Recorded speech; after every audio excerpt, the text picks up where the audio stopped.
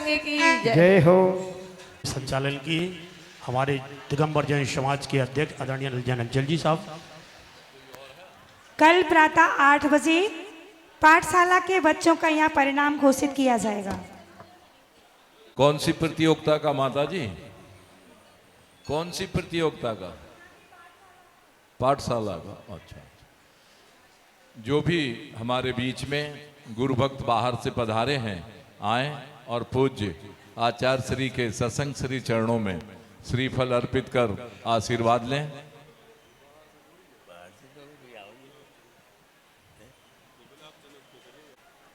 आज के जो हमारे सम्माननीय विधान पुण्यार्जक परिवार है, श्रीमान राकेश कुमार जी बछरावनी वाले परिवार, परम सौभाग्य उनका पूज्य आचार्य श्री के सन्मुख आज जो उन्होंने विधान करने का पुण्यार्जन हासिल किया है, आए और हमारे बीच में गुरुदेव का चित्र आवरण में है, अनावरण करें, हम सबको उनका साक्षात आशीर्वाद दिलवाएं और उसके बाद दीप प्रज्वलन कर ऐसी ज्ञान की ज्योति यहाँ जगाएं कि जन जन तक वो ज्योति पुंजवान प्रकाशमान हो। आए बछरावनी परिवार।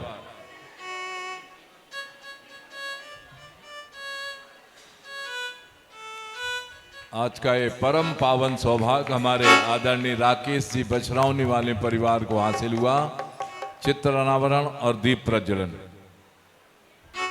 आज का और परम पावन सौभाग्य इस परिवार को, विधान तो किया, भगवान की पूजन अर्चना की, विधान किया और गुरुदेव के आचार्य विनम्र सागर जी महाराज के पावन पाद प्रक्षालन करने का परम पावन सौभाग्य।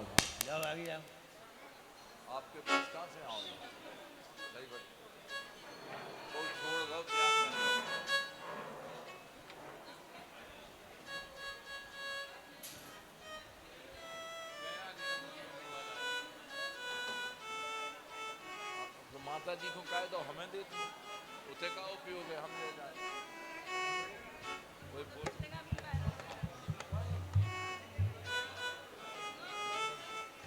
सोचना चाहिए। आए पूरा परिवार पूज्य गुरुदेव के पावन पाद प्रक्षालन का परम पावन सौभाग्य। आज का ये परम पावन दिन, धर्म रक्षा दिवस, धर्म की रक्षा करने का आज हम मंदिर जी में आकर के संकल्प लेते हैं कि जब भी हमारे धर्म धर्मायतन और समाज पर किसी प्रकार की कोई भी आँच आए, कोई भी विपत्ति आए, कोई भी उपसर्ग आए, हम पूरे तन मन धन से समर्पित होकर के धर्म धर्मायतनों और समाज की, हमारे साधु वृंद की, हमारे जो देव हैं उन सब की रक्षा करने का संकल्प आज हम रक्षा सूत्र बांध करके लेते हैं।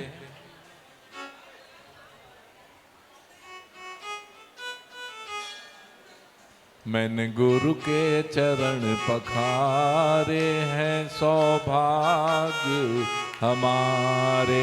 तो मैंने चरण पखारे तो भाग्य हमारे, मैंने गुरु के चरण पखारे तो भाग्य हमारे, सौभाग्य हमारे, सौभाग्य हमारे, मैंने गुरु के चरण पखारे तो भाग्य हमारे।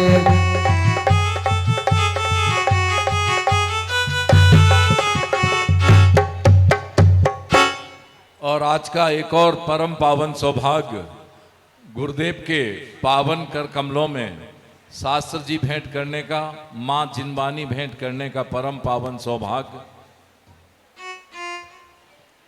हो जिनवानी जग मैया जन्म दो भेंट दो, जिनवानी जग मैया जन्म दो भेंट दो, जन्म में दुख मेट दो, मरण दुखी मेट दो, जन्म दुखी मेट दो, मरण दुखी मेट दो, जिनवानी जग मैया जन्म दो भेंट दो, जिनवानी जग मैया जन्म दो भेंट दो। पूरा परिवार यहाँ सामने आ जाएं, नीचे आकर के, और हमारे पंचायत समिति के जो भी पदाधिकारी यहाँ उपस्थित हैं इनका तिलक माल्यार्पण कर सम्मान करें। और माती बछरावनी जी, अटा मंदिर के प्रबंधक श्री कपूर चंद जी लागोन, उनका सम्मान कर रहे हैं। जो भी हमने मातृशक्ति का नाम लिया है वो आए।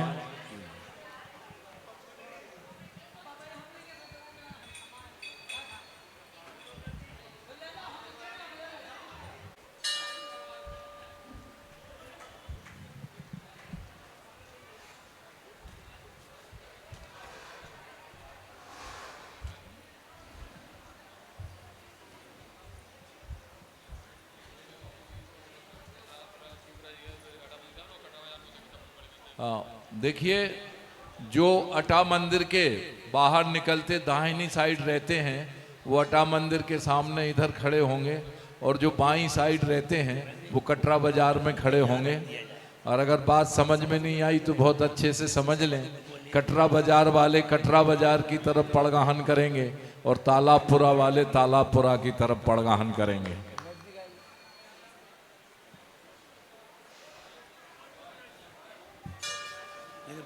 दूर वाले बिल्कुल मंदिर के सामने खड़े होंगे।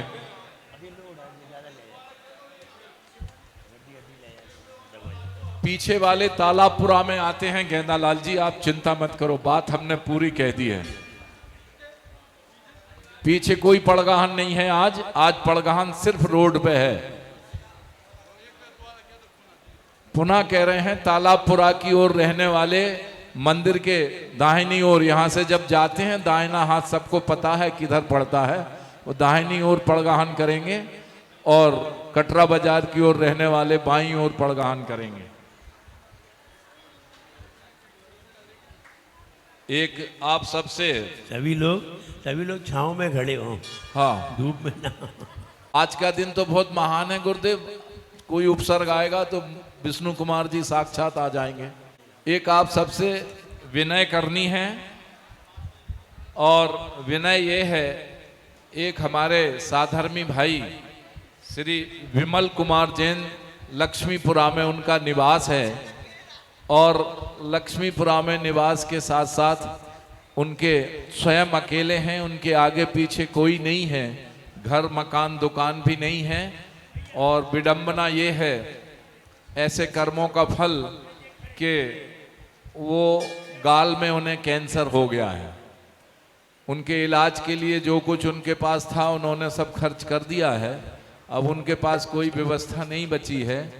लगभग 2-2.5 लाख रुपए का खर्च है, और अगर उनकी अभी जान बच सकती है, क्योंकि अभी डॉक्टर ने जो बताया है कि अभी इलाज संभव है। मैं सभी सम्माननीय साधर्मी जनों से करवत प्रार्थना करता हूँ, इच्छा शक्ति अनुसार जितनी आपकी सामर्थ्य हो उस सामर्थ्य अनुसार इस परिवार का आर्थिक सहयोग कर दें, जिससे इनके परिवार में अब कोई नहीं है, ये अकेले स्वयं ही हैं, शायद इनकी जान बच जाए आपकी मदद से। ऐसा कार्य आप जरूर कर दें। आचार्य श्री के चरणों में भी हमने कल निवेदन किया था, उन्होंने सहृदयता से ऐसे साधर्मी की सहायता करने के लिए हमें आशीर्वाद दिया था। हम आप सबसे उसी आशीर्वाद के फलस्वरूप करवत प्रार्थना कर रहे हैं। आप सब लोग जितना भी हो सके अटा मंदिर कार्यालय में कैंसर सहायतार्थ अपनी राशि वहाँ पर लिखा दें। श्री विमल कुमार जैन जिजियान वाले लक्ष्मीपुरा ललितपुर, इनके लिए मदद आप सबको करनी है। आप सब की ओर से पूज्य गुरुदेव विनम्र सागर जी महाराज के पावन श्री चरणों में कोट सा नमन करते हुए करबद्ध प्रार्थना करते हैं।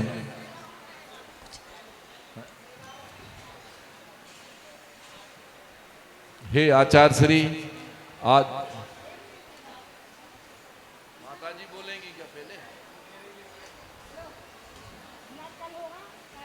इस नाटिका की तैयारी प्राची दीदी बड़े ही अच्छे से करा रही। सभी लोग एक बार उच्च ध्वनि में नमोकार मंत्र का स्मरण कर लें।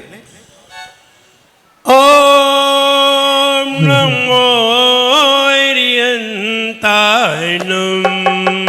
ओम नमो अरिहंताणं ओम नमो सिद्धायनम ओम नमो सिद्धाणं ओम नमो आयर्यायनम ओम नमो आयर्याणं ओम नमो वच्छायनम ओम नमो वैयाणं ओम नमो लोय तवै ओम नमो लोयतव साहुणं एक जना श्री पार्श्वनाथ भगवान की, जय हो एक जना श्री महावीर भगवान की, जय हो परम पूज्याचार्य श्री अगम्पनाचार्य मुनिराज की, जय हो परम पूज्य मुनि श्री विष्णु कुमार मुनि महाराज की, जय हो परम पूज्याचार्य गुरुवर श्री विराट गति गुरुदेव की, जय हो समयी जैन धर्म की। जय हो बोले उच्चारणाचार्य पुरुष आचार्य श्री विनम्र सागर जी महामुनिराज की, समस्त आरिका संघ की। हे भाग्य बनाए योग सभी, भाग्य बनाए योग्य सभी, भाग्य बनाए योग सभी, पुरुषार्थ उपयोग तभी। भाग्य बनाए योग सभी, पुरुषार्थ योग अभी। भाग्य बनाए योग सभी, पुरुषार्थ उपयोग तभी। भाग्य बनाए योग सभी, पुरुषार्थ उपयोग अभी। ऐसा होता कभी कभी, ऐसा होता कभी कभी, ऐसा होता कभी कभी, ऐसा होता कभी कभी। जो पुरुषार्थ करता है, जो पुरुषार्थ करता है, भाग्य उसी का जगता है। जो पुरुषार्थ करता है, भाग्य उसी का जगता है। जो पुरुषार्थ करता है, भाग्य उसी का जगता है। जो पुरुषार्थ करता है, भाग्य उसी का जगता है। पुरुषार्थ के बिन हो, पुरुषार्थ के बिन, पुरुषार्थ के बिन हो, पुरुषार्थ के बिन किस्मत रुदन मचाए रे। जीवन है पानी की बूंद कब मिट जाए रे। ओ जीवन है पानी की बूंद कब मिट जाए रे। होंगी अनहोंगी हो, होनी अनहोनी कब क्या घट जाए रे। जीवन है पानी की बूंद कब मिट जाए रे। ओ हो जीवन है पानी की बूंद कब मिट जाए रे।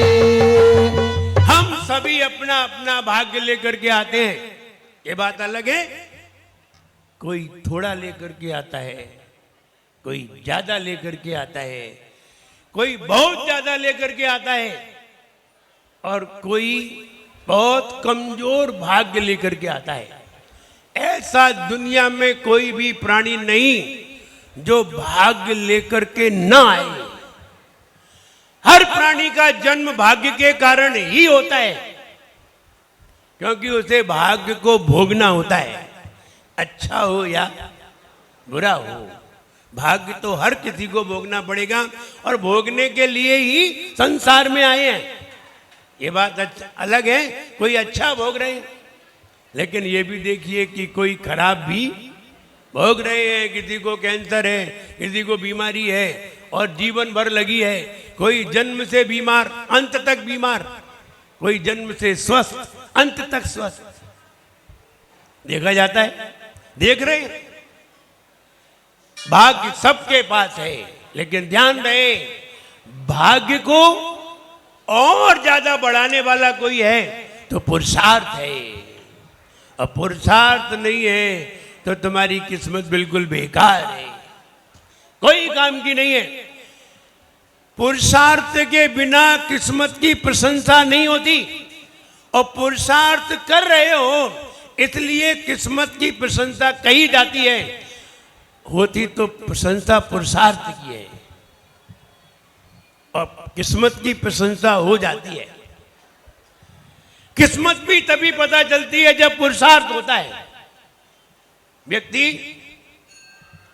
एक व्यक्ति बैठ गया और बैठ गया, बोला थाली भी आ गई, सारे व्यंजन भी लगे हुए हैं, बोला मेरी किस्मत होगी तो ही मैं खा सकूंगा। अब थाली आ गई, थाली पुण्य है, थाली किस्मत है, किस्मत से सब कुछ आ गया। अब वो कह रहा है मेरे मुंह में आएगा तभी खाऊंगा, मैं उठाऊंगा नहीं, देखता हूं मेरी किस्मत में खाना है कि नहीं। और बैठ गया, मैं उठा के नहीं खाऊंगा, मेरे मुंह में ही आ जाएगा तो ही खाऊंगा। अब बताओ मुंह में कौन रखेगा? महाराज भी है, वे भी हाथ में रख देते हैं तो मुंह तक तो ले ही जाना पड़ता है। और वो नहीं माना, अड़ गया। देखते हैं किस्मत बलिष्ठ है या पुरुषार्थ। और ऐसा सोच करके सामने थाली रखी है और आंख बंद किए बैठा है, मेरे मुंह में आ जाएगा तो ही खाऊंगा। हुआ ये, मित्र ने भोजन कर लिया, मित्र की थाली में आया, मित्र कहता था कि पुरुषार्थ प्रमुख है, वो कहता था नहीं किस्मत प्रमुख है। नहीं नहीं, पुरुषार्थ प्रमुख है। और बहुत जरा बहस हुई, दोनों की थाली आई, पुरुषार्थ वाले ने तो जल्दी से खा के फ्री हो गया, किस्मत वाला बैठा था, मेरी किस्मत में होगा तो ही खाऊंगा। बैठा ही रहा, बैठा रहा तो मित्र को दया आ गई।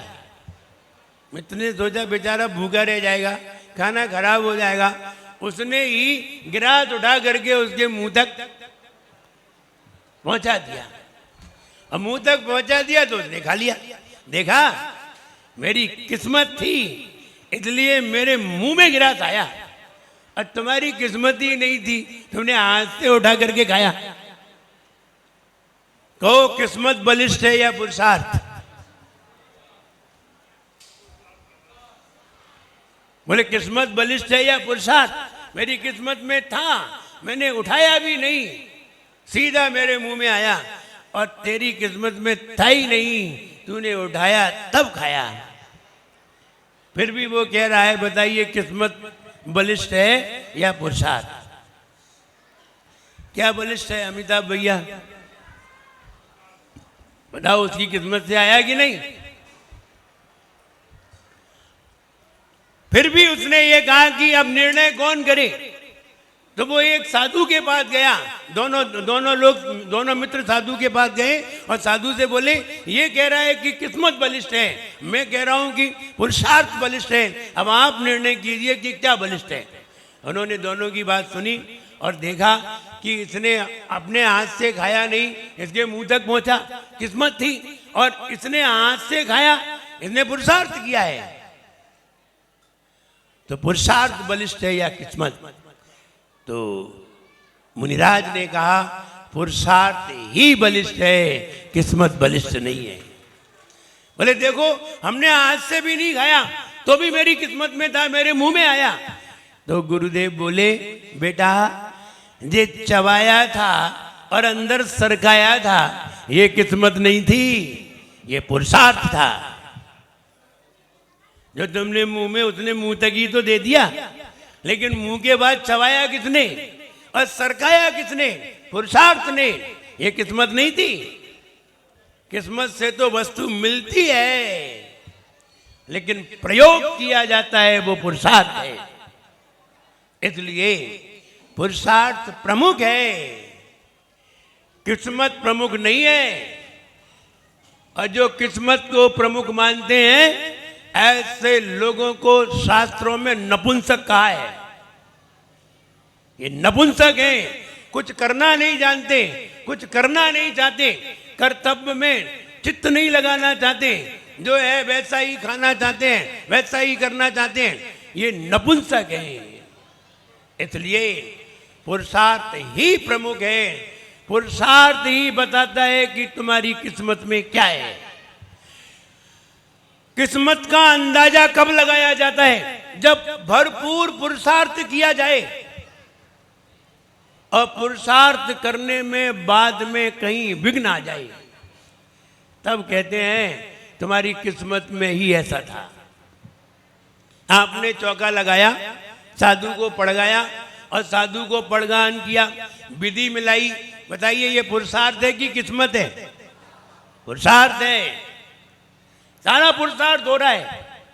किस्मत से तो तुम्हारे मन में विचार आया है, लेकिन जो क्रिएटिव किया जा रहा है, क्रियान्वयन दिया जा रहा है, ये सब पुरुषार्थ है। और जब पुरुषार्थ करते हैं और अब किस्मत देखते हैं कि किस्मत में है या नहीं, जब पुरुषार्थ करते हैं और महाराज का पड़गान हमारे घर पर हो जाता है और हम निरंतर आहार करा देते हैं, तब समझना चाहिए मेरी किस्मत बहुत अच्छी थी। तब पता चलता है किस्मत का।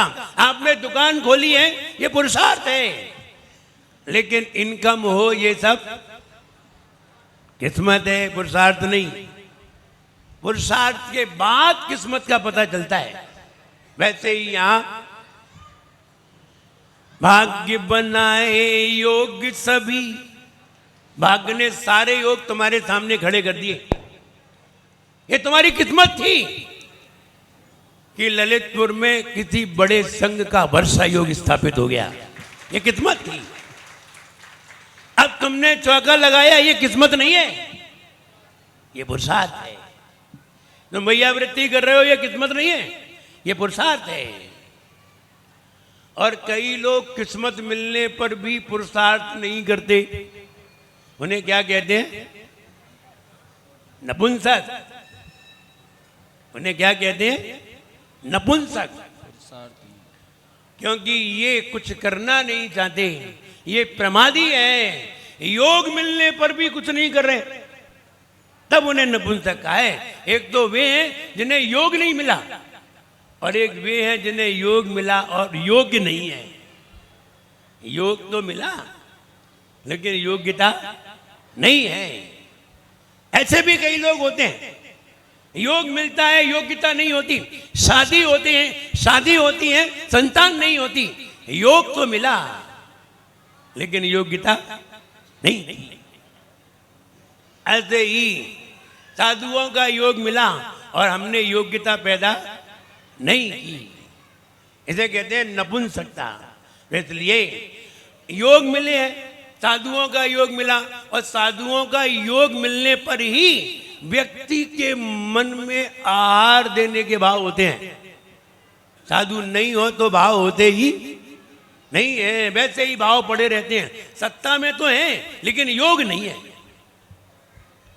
ऐसा नहीं सत्ता में भाव नहीं है, भाव है, लेकिन हम महाराज ही नहीं है तो आहार किन्हें दे। इसलिए योग नहीं है, और योग मिले और योग्यता चुपचाप बैठी रहे, ये उचित नहीं है। इसीलिए वो वाला भजन गाया था, जब विष्णु कुमार मुनिराज ने सारे उपसर्ग दूर कर दिए, चतुर्दशी की रात में वो आए और रात में आकर के उन्होंने अपने भाई को डांटा, और पूर्णमासी के दिन सवेरे सारे मुनिराजों के उपसर्ग दूर हो गए। वो पूर्णमासी का दिन था। अब ध्यान रहे, अब उसमें टाइम नहीं देखा गया था जो तुम अब टाइम देख रहे हो। वहां टाइम देखने की गुंजाइश नहीं थी, और वहां हो सकता है तब घड़ी भी ना हो। कौन टाइम देखे? तब पहर देखे जाते थे, तब घंटे मिनट नहीं होते थे, तब पहर देखे जाते थे। तो इधर मुनिराज को उपसर्ग दूर करके भैया वृत्ति करके आहार कराया, और आहार कराने के बाद विष्णु कुमार मुनिराज ने सबको आहार देने के लिए कहा, और सभी ने भक्ति पूर्वक मुनिराज को आहार कराया, और मुनिराज को पड़गाया, पड़गान करके आहार कराया, और आहार कराने के बाद राखी बांधी गई। तब ये कहा कि उसमें सुनाया था, मुन्नी बोले मुनिवर बोले नगर वासियों चौका खूब लगाओ। अब मुनिराज ने उपसर्ग दूर कर दिया, श्रावक से कह के जा रहे हैं, मुनिवर बोले नगर वासियों चौका सभी लगाओ, अपने घर पर गान कर अपना कर्तव्य निभाओ। अब हम हार नहीं लगा सकते, मुनि को बचा तो सकते हैं। रोटी दाल छोड़कर चोखी सेवई खीर बनाना, रोटी दाल छोड़कर चोखी सेवई खीर बनाना, वैयावृत्ति करके मुनिवर को आहार कराना, तभी रह पाए जिंदा धर्म, मिलेगा खुद ही तुमको मर्म। ये तभी रह पाए जिंदा धर्म, मिलेगा खुद ही तुमको मर्म, कि जिसमें सभी समाया है, और रक्षा बंधन का त्योहार तभी से आया है, कि मोरी सुन लियो हृदय में खुल लियो। फिर कहूं कि रक्षाबंधन का त्योहार सिर्फ आहार से आया है। उपसर्ग दूर हुआ इससे नहीं, उपसर्ग को दूर करना ही था।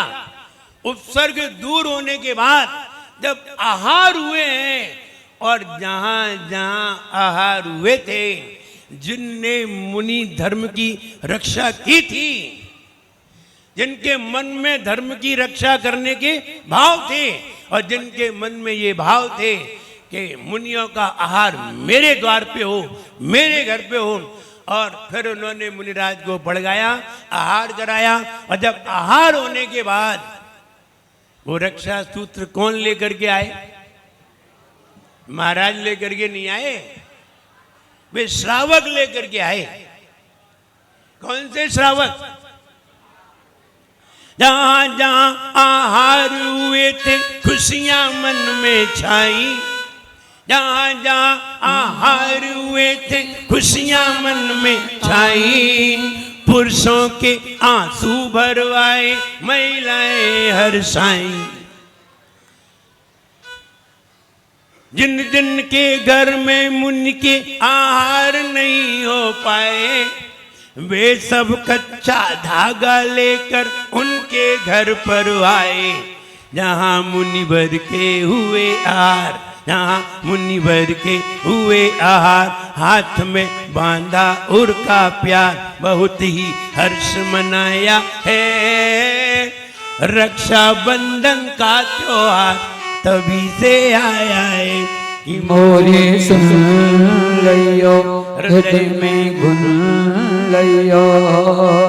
तब वे श्रावक रक्षा सूत्र लेकर के आए, और उन्होंने उसके उनके हाथों पर बांधा जिनके यहाँ आहार हुए थे। इससे ये पहचान हुई कि इनके यहाँ मुनिराज के आहार हुए हैं। सभी के हाथ में नहीं बंधा था। यद्यपि कोई व्यक्ति तिलक करता है, ये बात अलग है कि दूसरा व्यक्ति भी उसके ऊपर तिलक कर देता है, ये उसका सम्मान है। अब उसने भी बांधा होगा तो उसने भी उनके हाथ पे बांधा होगा।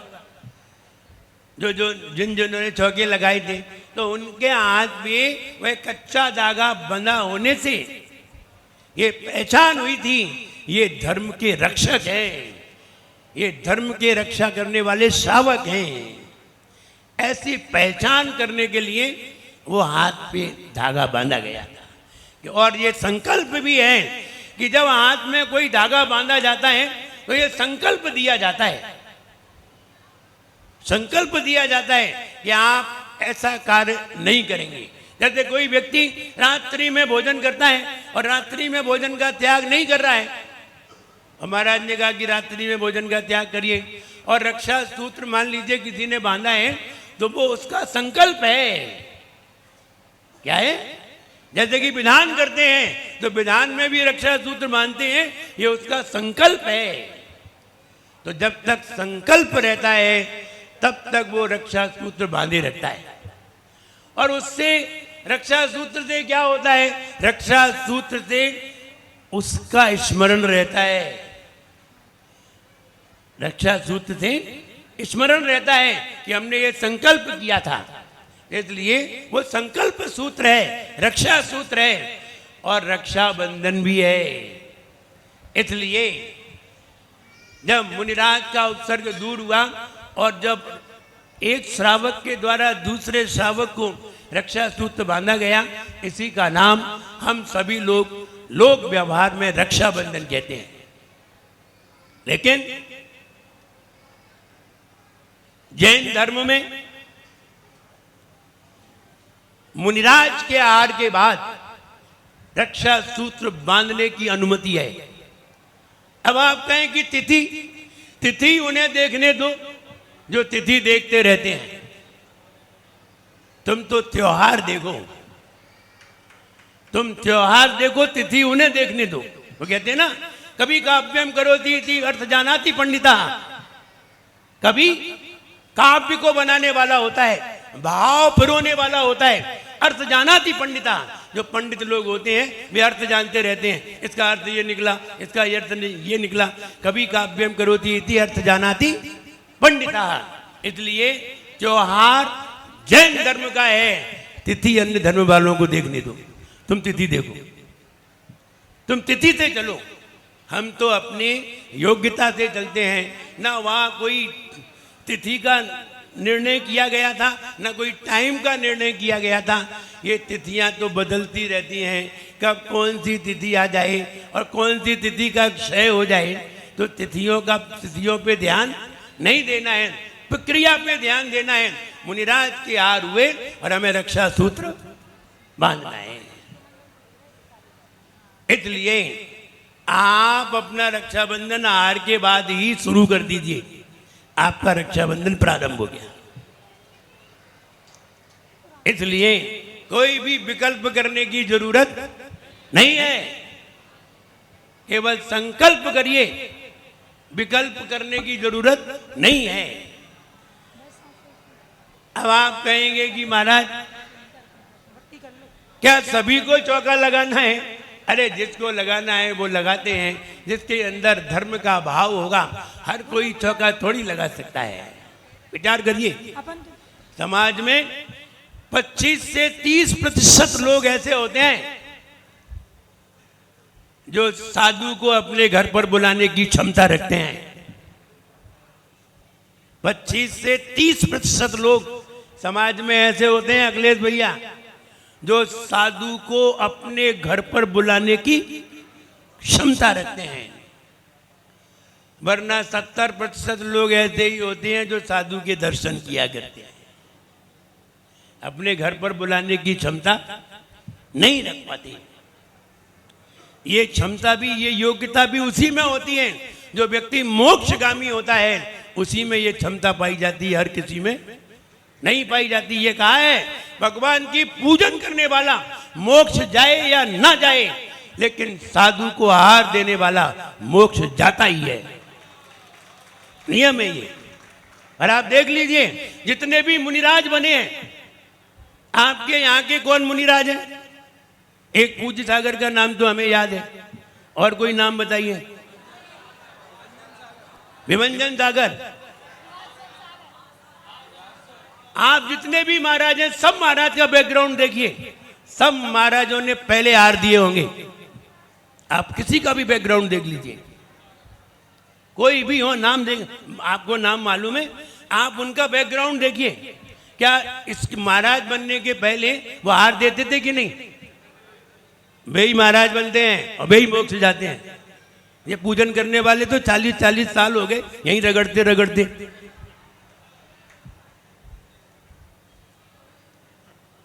इसलिए पूजन करने वाले मोक्ष जाएं ये जरूरी नहीं है, लेकिन आहार देने वाले नियम से मोक्ष जाते हैं, क्योंकि आहार देना एक बहुत बड़ी योग्यता है। पूजन तो वे लोग भी कर लेते हैं जो गुटखा खाते हैं, पूजन तो वे लोग भी कर लेते हैं जो ड्रिंकिंग करते हैं, पूजन वे लोग भी कर लेते हैं जो रात्रि में खाते हैं, लेकिन आहार नहीं दे सकते। आहार देने जाओ तो पता चले। रात्रि में भोजन का त्याग, आलू प्याज का त्याग, दर्शन करने का नियम, कितने नियम होते हैं। इसलिए ये कहा है कि जो व्यक्ति आहार दे ले, जो व्यक्ति पूजन कर ले, वो चारों गतियों में जा सकता है। नरक गति में भी जा सकता है, त्रियंच गति में भी जा सकता है, मनुष्य गति में भी जा सकता है, देव गति में भी जा सकता है। लेकिन जो व्यक्ति आहार देने वाला है वो नरक और त्रियंच गति में नहीं जाता। क्या नियम है? पूजन करने वाले का कोई नियम नहीं है, वो नरक भी जा सकता है। राजा सैनिक ने भगवान की कितनी पूजा की, भगवान महावीर की रोज पूजन किया करता था, लेकिन नरक जाने से कोई नहीं बचा पाया। लेकिन राजा सैनिक एक मुनिराज को आहार नहीं दे पाया। उसने कभी अपनी जिंदगी में आहार नहीं दे पाया। उसके महल में आहार होते रहे, रानी छेलना आहार कराती रही, मजाल क्या वो एक अंजुली पानी भी दे लेता। इसलिए आहार देने वाला नरक और त्रियंच गति में नहीं जाता, और पूजन करने वाला तो ऑलराउंडर है, कहीं भी जा सकता है। क्या करें? पूजन करें कि आहार दें? आप आहार दो, आहार दोगे तो आहार में पूजन भी है। आहार 2 in 1, आहार 2 in 1, पूजन 1 वे, गुरु 3 in 1, आहार 2 in 1, पूजन 1 वे। यहां तो सिंगल लाइन है, आहार डबल लाइन, उसमें पूजन भी होती है और आहार भी देते हैं। इसलिए आहार देने वाले भोग भूमि जाते हैं, भोग भूमि से स्वर्ग जाते हैं। पूजन करने वाले सिर्फ स्वर्ग जाते हैं, भोग भूमि नहीं जाती। इनको दो फल मिलेंगे, पहले भोग भूमि फिर स्वर्ग। पूजन करने वाले एक ही जगह स्वर्ग, और गुरु की भक्ति करने वाले गुरु 3 in 1। क्यों 3 in 1? वे तुम्हें स्वर्ग भी पहुंचा दें, भोग भूमि भी पहुंचा दें और मोक्ष भी पहुंचा दें। ये गुरु के लक्षण है। तो गुरु 3 in 1, आहार 2 in 1 और पूजन 1 वे। इसलिए पूजन भी करिए। और आज का दिन तो ऐसा ही दिन है, आज का दिन आहार से ही प्रसिद्ध है। आज का दिन वैयावृत्ति से ही प्रसिद्ध है और किसी से प्रसिद्ध नहीं है। और वैयावृत्ति करने के कारण ही रक्षाबंधन का त्योहार आया है। आहार देने के बाद ही रक्षाबंधन का त्योहार आया है, और रक्षाबंधन का त्योहार जैन धर्म का त्योहार है। दीपावली का त्योहार जैन धर्म का त्योहार है। अगर महापुरुष ऐसे न होते तो ये त्योहार कभी भी उत्पन्न नहीं होते। इसलिए आज का दिन रक्षाबंधन का दिन है। भाग्य सभी का अच्छा है। इतने लोग यहाँ बैठे हैं, ये सब भाग्यशाली हैं, सब भाग्यशाली हैं। क्योंकि भाग्यशाली होते हैं वे ही महाभाग्यशाली के दर्शन कर पाते हैं। भाग्यशाली होते हैं वे ही किसी संत के पास आकर के बैठ पाते हैं, वरना किसकी किस्मत में है कि साधु के सामने आकर के बैठ ले। अच्छे अच्छे डरते हैं साधु से, जो भाग्यशाली होते हैं वे जरा भी नहीं डरते। इसलिए आप बहुत भाग्यशाली हैं। आप इसलिए भी भाग्यशाली हैं कि आप मंदिर आते हैं, और इसलिए आप सौभाग्यशाली हैं कि आपके सामने कोई साधु परमेष्ठी बैठे हुए हैं। आप सौभाग्यशाली हैं। मंदिर से तो भाग्य बनेगा और साधु से सौभाग्य बनेगा। इसलिए आज के दिन हम सभी साधु की सेवा करके, वैयावृत्ति करके, हम अपने जीवन को रक्षाबंधन के त्योहार से अनुबंधित करें। और रक्षाबंधन का त्योहार तभी सार्थक है जब हम किसी साधु की सेवा करें, वरना ये राखी बांधने से ये तो बहनों का काम है। और रक्षाबंधन का त्योहार हमने बताया भी था कि मुनि पर उपसर्ग हुआ और उपसर्ग होने के बाद मुनि महाराज के आहार की विधि मुनि विष्णु कुमार मुनिराज ने बताई, तब श्रावक की समझ में आई। क्योंकि साधु की परिस्थिति श्रावक नहीं समझता, लेकिन श्रावक की परिस्थिति साधु समझता है। साधु की परिस्थिति श्रावक नहीं समझता, लेकिन श्रावक की परिस्थिति साधु समझता है, क्योंकि साधु पहले श्रावक रहा है और श्रावक पहले साधु नहीं रहा है, इसलिए उसे साधु के अनुभव नहीं होते, साधु को श्रावक के अनुभव होते हैं। इसलिए आप सभी लोग अच्छी तरह रक्षाबंधन त्यौहार मनाएं। और लोग मंदिर की राखी बांधते हैं, इसीलिए बांधते हैं कि मैं ये संकल्प करता हूँ कि मैं मंदिर की रक्षा में निरंतर तत्पर रहूँगा। ऐसी भावना करते हुए सभी लोग राखी बांधते हैं और बहनें भी भाई को बांधती हैं। हमने कल ही बता दिया था कि बहनें भाई को राखी बांधे तो भाई क्या करें। हाँ, बहनें कह रही 2 हरे नोट। हाँ, बहनों को तो मालूम है कि 2 हरे नोट, फिर एक हरा वाला मंदिर में, एक हरा वाला अपने पास। तो हम ये कहना अच्छे से हम रक्षाबंधन त्यौहार मनाएं, मन को खुश रखें। मेरा सबके लिए खूब आशीर्वाद है, सब लोग प्रसन्न रहें, खुश रहें। जय बोलिए परम पूज्य आचार्य गुरुवर श्री विराट ठाकुर जी गुरुदेव की।